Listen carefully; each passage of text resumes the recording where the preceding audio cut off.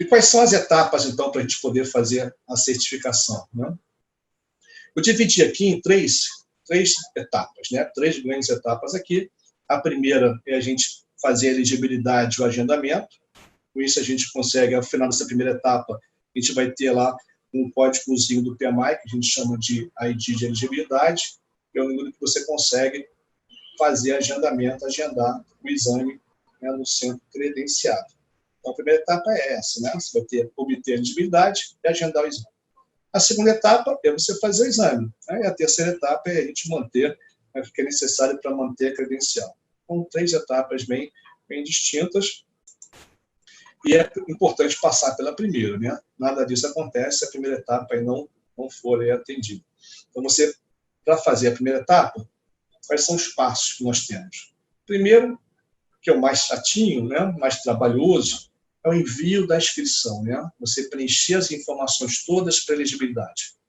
É tão chato que o PMI, né, deixa ali 90 dias para completar as informações. Você pode ir preenchendo aos pouquinhos, né? Ele vai salvando, fica tudo gravado. Se passar de 90 dias, dançou, né? O PMI passa ali, né, um capador, zera ali as informações que você preencheu e tem que começar tudo de novo. Mas se você tiver, né, as informações todas já guardadas, ordenadas, né, organizadas na planilhazinha depois que eu vou dar dica para vocês, é só preencher na planilha, né, faz um copy-paste no site, aí vai de uma vez só. O primeiro passo é preencher as informações, o segundo passo o PMI vai avaliar essas informações, normalmente tem 5 dias úteis, né, para poder fazer essa revisão, pode fazer alguns questionamentos, algumas perguntas, e começa ali a auditoria, né? Na verdade, esses 2 passos acontecem quase que simultâneos, né? Então, no guia do PMI, na Handbook, ele coloca a auditoria logo a seguir, mas, né, se tudo estiver ok, e se você não cair na auditoria, nessa auditoria ali é aleatória, o PMI já manda um e-mail para você, né, com a ID da elegibilidade, o códigozinho lá, o link para você fazer o agendamento do exame. Agendamento para fazer o pagamento e depois o agendamento do exame, né? Fez o pagamento, já está liberado para você fazer o agendamento. Então, os passos são esses. Preenche as informações, o PMI revisa, pode cair ou não na auditoria, aleatória, fez o pagamento e agendou o exame. Então, essa é a primeira etapa que a gente vai ver aqui em detalhes. E depois, no final, vou abrir para a pergunta para vocês poderem tirar as dúvidas aí mais específicas de vocês. Então, como eu falei, a primeira parte, né, é você preencher as informações. Vou mostrar a telinha rapidinho para vocês também. Mas, basicamente, que informações que vocês têm que preencher? Informações, né, associadas aos projetos, as informações associadas aos cursos, né? Ou se você disse que tem curso superior, tem que, né, colocar onde você fez curso superior, né, o endereço, a universidade, o ano, né, qual é o curso. Mesma coisa em relação ao gerenciamento de projeto. E, além disso, né, das informações dos cursos, né, de graduação médio, assim como de gerenciamento de projeto, você vai ter que informar vários dados sobre os projetos. Se você tiver um projetão grande, né, que consiga ter todas aquelas horas e o tempo necessário, sem problema, pode ser um projeto só. Se você trabalha com projetos menores, pode colocar, né, vários projetos. Também não tem problema algum. Então, para cada projeto, você vai dizer, né, onde você trabalhou, o seu papel, responsabilidade, né, qual é o tempo, a duração dos projetos, a quantidade de horas, né, por cada grupo de processo, né, que você trabalhou. Então, basicamente, essas informações básicas que você vai ter que juntar para poder informar na elegibilidade. Como eu falei, né, a ProjeLab tem uma planilha que ajuda bastante nesse preenchimento.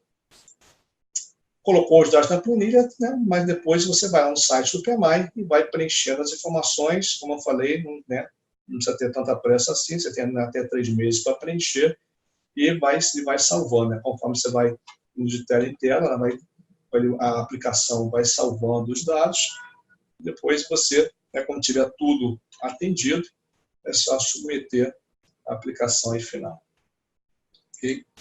Então, esse é o primeiro passo. O segundo passo, o PMI vai olhar aquelas informações que você disse, né, sobre os projetos, em especial sobre os projetos, né? Esse é um grande problema, a gente vai discutir mais adiante, né? Não vou citar isso. Então, um problema que normalmente faz com que caia a auditoria, que a pessoa não consiga, né, prosseguir no processo de elegibilidade, é o preenchimento inadequado das informações. Tá? Então, o PMI tem esse tempo aqui de 5 dias para avaliar as informações e, nesse período, pode trocar, né, fazer questionamentos. Se tiver tudo ok, o PMI dispara, né, aleatoriamente uma auditoria, 10% das pessoas caem, não precisa também ficar preocupado, é super tranquilo, é só preencher aquelas enviar, né, colocar tudo no envelope, as informações que você, né, que você disse, né, que você teve para cada projeto, mais a cópia do curso de graduação de nível médio, mais a cópia do diploma de gerenciamento de projeto. Né? Você vai tirar a cópia dos diplomas, vai, né, imprimir as informações sumárias de cada projeto, vai pedir para cada stakeholder-chave do projeto ateste que aquelas informações do projeto são verídicas, e você vai colocar tudo no envelope, informar lá para o endereço que o PMI colocou no e-mail que originou a auditoria, e aguardar, normalmente, aí, 5 a 7 dias úteis, né, o PMI olhar as informações e liberar do processo de auditoria. Sugestão é, quando mandar as informações, mandar ali, né, com o correio, mas de forma que você consiga rastrear, né, rastrear a documentação que quando foi recebida, para não ter problemas e você ter esse monitoramento. Tá? Então é super natural, super tranquilo, né? 10% das pessoas, né, todos os PMP já participaram aí pelo processo de auditoria, então não se desespere, que é super normal. Bom, passou ali, se você não passou pelo processo de auditoria ou passou e ficou liberado, o PMI vai mandar ali a elegibilidade para você poder fazer o pagamento.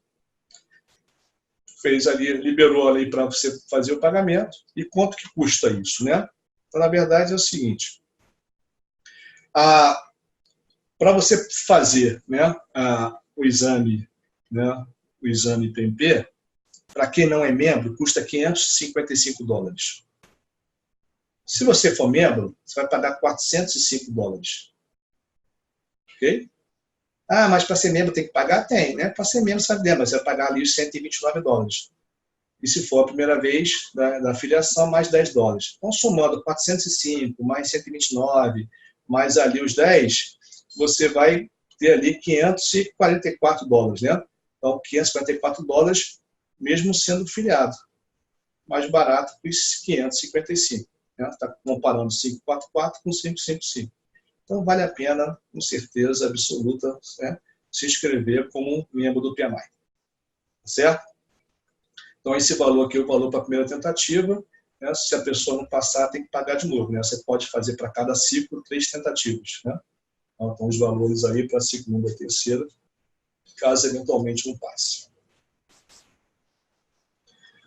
Bom, fez o pagamento, começou ali o período aí da elegibilidade. Então, você tem nesse período 1 ano para tirar a certificação.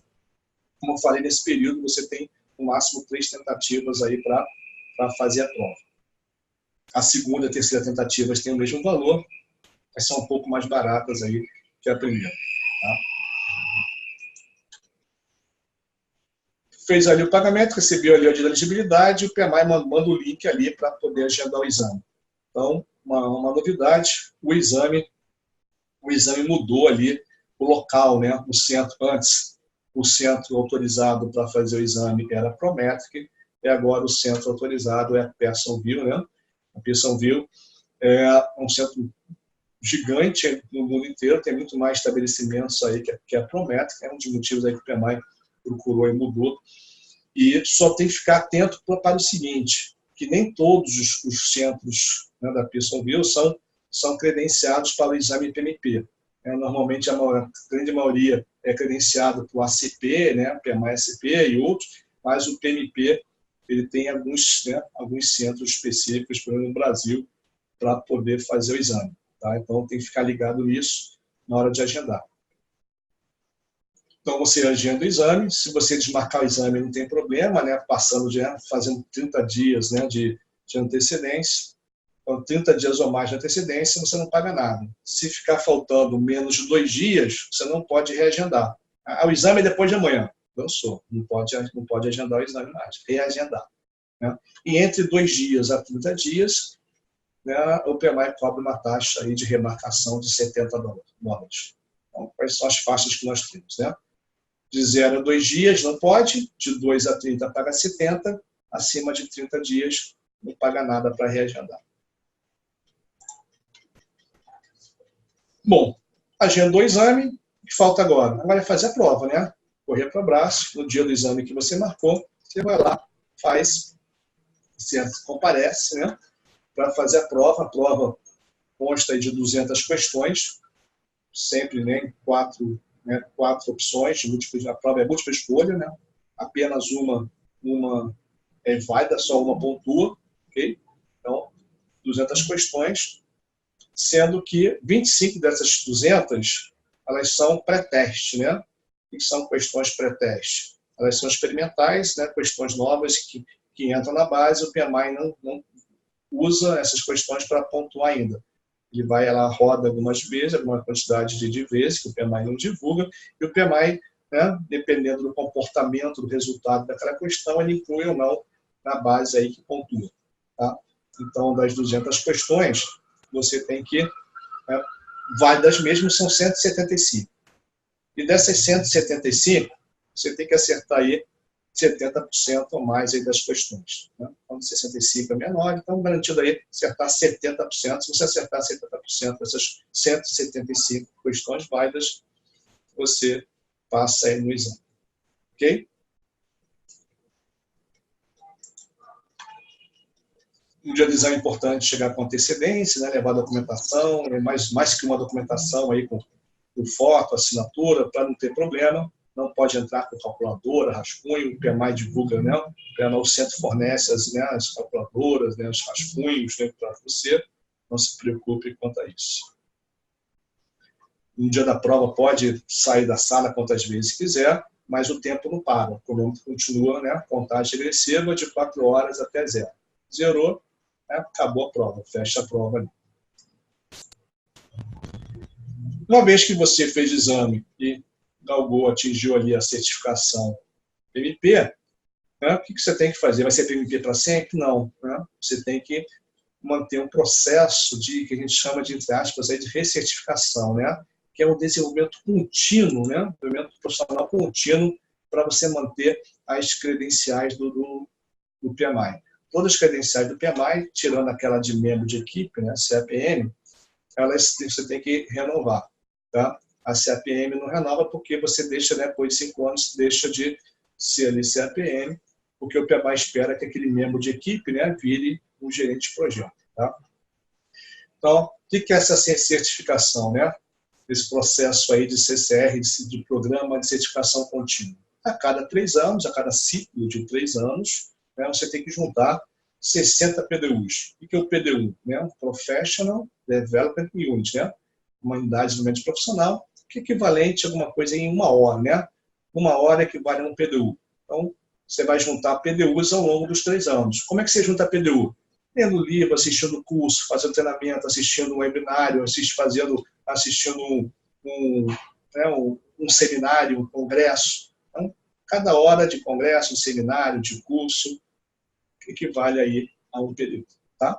Então, ao longo dos 3 anos, você tem que juntar ali os 60 PDUs para poder renovar a certificação. Depois que juntou os 60 PDUs, tem que pagar também uma taxa, né, de manutenção para quem é membro $60 e para quem não é membro 150. Né? Essa taxa de renovação é para cada ciclo de 3 anos. Só pode pagar se você já tiver juntado os PDUs associados. Então, cada 3 anos tem um período aí de renovação. Se você, depois de um período de 3 anos, você não comprovar os 60 PDUs e não renovar, né? O que acontece? A sua certificação, sua credencial fica suspensa por um período de 1 ano. Então, durante esse período de suspensão, você não pode usar esse credencial para participar de licitação, emprego, outras coisas, né? Ela está suspensa, ela não está ativa, não está válida.